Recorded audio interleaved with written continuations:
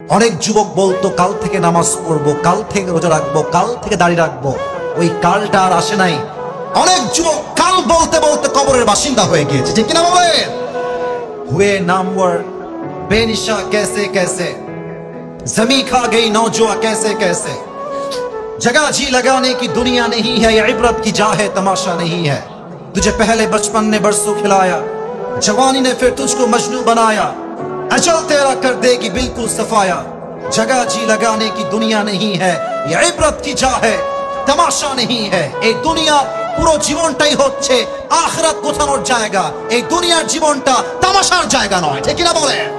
যা নামাজ পড়ে না চা, আমি ধমক দিচ্ছি না, আমি মনে করেন যে আমি আসিফ হুজুরই না, মনে করেন আমি আপনার আপন মায়ের পেটের ভাই, আপনার ভাই আমি। আচ্ছা আপনি বলেন যে নামাজ পড়ছি না হুজুর, আমার কাজ আছে। আচ্ছা হুজুর নামাজ পড়ছি না, আমার ক্লাস আছে। আচ্ছা হুজুর নামাজ পড়ছি না, আমার একটা অ্যাপয়েন্টমেন্ট আছে, খুবই দরকারি অ্যাপয়েন্টমেন্ট। আমার প্রশ্ন হচ্ছে ভাই, আপনি কাজের দোহাই দিচ্ছেন, সময় নাই দোহাই দিচ্ছেন, আপনার অ্যাপয়েন্টমেন্ট দোহাই দিচ্ছেন, টাইম নাই দোহাই দিচ্ছেন, অথচ যেই আল্লাহ আপনাকে রিজিক দিল, যে আল্লাহ আপনাকে মাল দিল, সম্পত্তি দিল, টাকা দিল, বাড়ি দিল, চোখ দিল, হাত দিল, পা দিল, বউ দিল, বাপ দিল, মা দিল, সব দিল, আপনি কত বড় নিমক হারাম যে আপনার সবার জন্য টাইম আছে, আল্লাহর জন্য টাইম নাই। এর মানে আপনার মতো বড় নিমক হারাম আর কেউ হতে পারে না, ঠিক কিনা বলে? এখানে অনেক যুবক বসে আছে, একটা কথা বলে ফেলি, রাগ করো না আমার আব্বাজান, আপনারা রাগ করবেন না। আমি যদি এখান থেকে নেমে যাই, ওয়াজ করা অবস্থায় নেমে যাই, আর আগে বলছি রাগ করবেন না, যদি আমি পকেটে হাত দিই, অনেকের পকেটে এখন এই মাহফিলে অনেকের পকেটে বিড়ির প্যাকেট বের হবে, এখনই বের হবে। আমি কি ভুল বললাম না ঠিক বললাম? বলেন বলেন বলেন। আমি যদি এখন নেমে যাই ওয়াজ মাহফিলের স্টেজ থেকে, যুবকের মোবাইল ফোনটা চেক করি, এই দেখেন আমার দিকে তাকান, এখন যদি আমি চেক করি আমি দেখতে পাবো যুবকটা মাহফিলে বসার জাস্ট 5 মিনিট আগে তার গার্লফ্রেন্ডকে মেসেজ করেছে, এখান থেকে মেসেজ করেছে। হাসতেছেন আপনারা, আমি হাসির কথা বলি নাই, আমি হাসির কথা বলি নাই। ইভেন আর একটা ডেঞ্জারাস কথা বলছি, এখানে অনেক অডিয়েন্স আসছেন তাফসীর শোনার জন্য, ওয়াজ শোনার জন্য। এখানে অনেক শ্রোতা এমনও আছে যারা এশারের নামাজটা পড়ে নাই, আবার বাসায় গিয়ে ঘুমিয়ে যাবে, ফজরটাও তারা পড়বে না, ঠিক কিনা বলে? এবার আসেন, যে যুবকদের মোবাইল ফোনে পর্নোগ্রাফি আছে, যে যুবকরা এখন পর্যন্ত হারাম রিলেশনশিপে আছো, যে মুরব্বীরা এখন পর্যন্ত বিড়ির নেশা ছাড়তে পারেন নাই, আপনারা আমার এই ওয়াজ না শুনে একটা যুবক, একটা মুরব্বী ঠ্যাং পা এখান থেকে নড়াইতে পারবেন না, ঠিক কিনা বলে? বেনামাজি বান্দার সামনে যখন মালাকুল মউত আসবে, তার এই দেহের চামড়ার রং হবে নীলাভ বর্ণের চেহারা। আমার চোখ দেখেন, এই দুইটা চোখ হবে বিশাল বড় বড় এবং লাল টকটকে চোখ, পা থাকবে জমিনে, মাথা থাকবে আকাশ বরাবর বিশাল, দেহের পোশাক হবে কালো কুচ্ছিত পোশাক। বেনামাজি যুবক আর মুরব্বী যখন মালাকুল মউতের ভয়ঙ্কর চেহারা দেখবে, তার পুরো 2 হাত এবং পা এরকম ভাবে থর থর থর থর থর থর করে কাঁপবে। মালাকুল মউত বেনামাজির রূহের দিকে চিৎকার দিয়ে বলবে, ইয়া আইয়াতুহান নাফসুল খাবিসা উখরুজি ইলা গযাবিল্লাহ, হে বেনামাজি বান্দা বের হয়ে আয়, আল্লাহর গজবের দিকে, জাহান্নামের দিকে বের হয়ে আয়। হাদিসে আসছে নামাজি বান্দার রূহ তো সহজে বের হয়ে যাবে, বেনামাজি বান্দার রূহটা সহজে বের হবে না। একবার ডান দিকে দৌড় দিবে, আরেকবার বাম দিকে দৌড় দিবে, আরেকবার পেছনের দিকে দৌড়ে দৌড়ে পালিয়ে যাবে। বাম হাত সবাই দেখবেন, আমি হাদিসটাকে জাস্ট প্র্যাকটিক্যালি অভিনয় করে বুঝাচ্ছি, just to make you realise what is the pain of death, মৃত্যুর যন্ত্রণা কত বেশি, আমি জাস্ট অভিনয় করে আপনাকে বোঝাতে চাই। আমার বাম হাত দেখবেন সবাই, মালাকুল মউত তার বাম হাতটা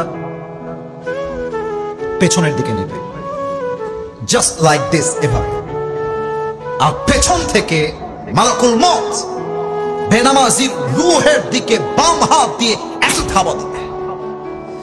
যখন তার রূহটা বুকের ভেতর থেকে বাম হাত দিয়ে ছিঁড়ে বের করবে, হাদিসে আসছে একটা জীবিত ছাগলকে কেউ যদি জবেহ না করে তার গায়ের চামড়া ব্লেড দিয়ে ছিঁড়ে ফেলে, কেটে ফেলে, ওই ছাগলটার যে পরিমাণ কষ্ট হয় তার চাইতে কমসে কম 70 গুণ বেশি কষ্ট দিয়ে বেনামাজি যুবক, বেনামাজি মা, বেনামাজি মুরব্বির রূহকে তার চাইতে 70 গুণ বেশি কষ্ট দিয়ে কবজ করা হবে। বলেন সবাই নাউজুবিল্লাহ।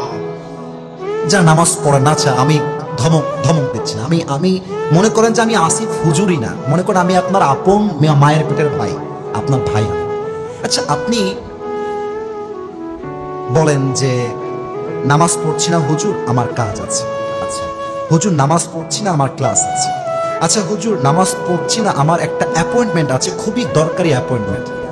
আমার প্রশ্ন হচ্ছে, ভাই আপনি কাজের দোহাই দিচ্ছেন, সময় নাই দোহাই দিচ্ছেন, আপনার অ্যাপয়েন্টমেন্ট দোহাই দিচ্ছেন, টাইম নাই দোহাই দিচ্ছেন, অথচ যেই আল্লাহ আপনাকে রিজিক দিল, যে আল্লাহ আপনাকে মাল দিল, সম্পত্তি দিল, টাকা দিল, বাড়ি দিল, চোখ দিল, হাত দিল, পা দিল, বউ দিল, বাপ দিল, মা দিল, সব দিল, আপনি কত বড় নিমক হারাম যে আপনার সবার জন্য টাইম আছে, আল্লাহর জন্য টাইম নাই। এর মানে আপনার মতো বড় নিমক হারাম আর কেউ হতে পারে না, ঠিক কিনা বলে?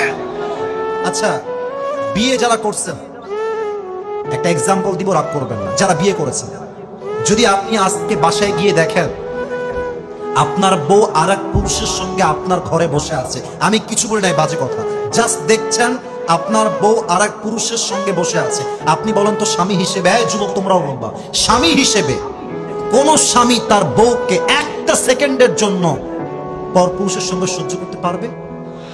বলেন এখন, পারবে? আল্লাহ দিল সময়, আল্লাহ দিল মাল, আল্লাহ দিল সবকিছু, তোমার সব জায়গায় টাইম আছে, আল্লাহর বেলায় টাইম নাই। বুঝে রাখতে হবে, তোমার মতো নিয়ম খারাপ বান্দার কেউ হতে পারে না, ঠিক কিনা বলে? রূহ যখন কবজ হয়ে যাবে, বাস কবরের জীবনটা এখান থেকে শুরু হবে। তবে একটা প্রশ্ন করব সবাইকে এখন, যার উত্তর 90% মানুষ ভুল দিতে পারে, 90% মানুষ।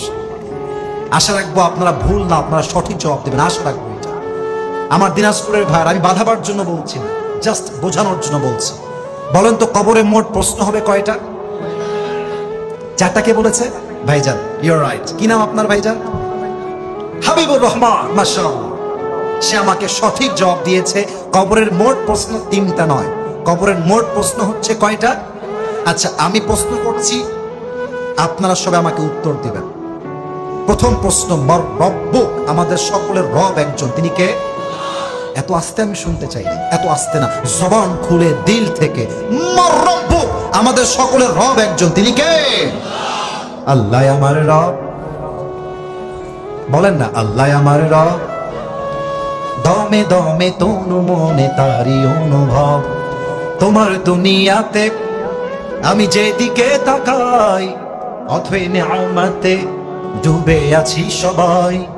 পাখ পাখালির কণ্ঠে শুনি তাসবিহ করো রব, তাসবিহ করো রব, আল্লাহ আমার রব, এই রবই আমার সব। বলেন সবাই, রব কে? আচ্ছা, দিনাজপুরের ভাইরা আমার দিকে তাকায় বলেন তো, এইটা আমার মুখে কি? অনেক যুবক ভাই মুরব্বী, প্লিজ উত্তর করতে হবে লাউডলি, এটার নাম কি? আপনারা কেউ পাম দিবেন না, যা মনে আছে তাই বলবেন। আচ্ছা, আমি যে লম্বা চাপ দাড়ি রেখেছি নবীর সুন্নাহ অনুযায়ী, আগে বলছি মনে যা আছে তাই বলবেন, তার বাইরে বলতে হবে না। আমাকে চাপ দাড়ি রেখে আনস্মার্ট লাগতেছে না স্মার্ট লাগতেছে? ছি ছি, এত আস্তে বললেন। দাড়ি রেখে আনস্মার্ট লাগছে না স্মার্ট লাগছে? অসুন্দর লাগছে না সুন্দর লাগছে? অনেক মেয়ে দেখবেন দাড়ি দেখলে নাক ছিটকায়, আছে না? আছে আছে, বলে যে দাড়িওয়ালা বিয়ে করবা, বিয়ে করতে চায় না। তা আমি মাঝে মাঝেই প্রাউডলি বলি, দাড়ি আমি রেখেছি নবীর সুন্নাহের ভালোবাসায়। আরে যেই মেয়ে আমাকে দাড়ির জন্য বিয়ে করতে চায় না, সে আমার বাড়ির বউ হওয়ার যোগ্যতাই তো রাখে না। আচ্ছা, আর একটা কথা, যদি তোমাকে কোনো মেয়ে বলে যে আপনাকে আমি আসলে পছন্দ হয়েছে, সব এভরিথিং ইজ ফাইন, নো কুল, সব ঠিকঠাক আছে, তবে আপনার চাপ দাড়ির জন্য আপনাকে আমার জামাই হিসেবে পছন্দ হচ্ছে না, তুমি কি বলবা? তুমি বলবা, সোনামণি নতুন মনে হয়, নতুন নতুন। লাথি মারা যাবে না বাবু। একজন মেয়েকে সম্মান যে দিতে পারে সেই বীর পুরুষের সন্তান, ঠিক কিনা বলেন? আপনি কি বলবেন? আপনি বলবেন যে আপু, আপনার যেহেতু দাড়িওয়ালা পছন্দ না?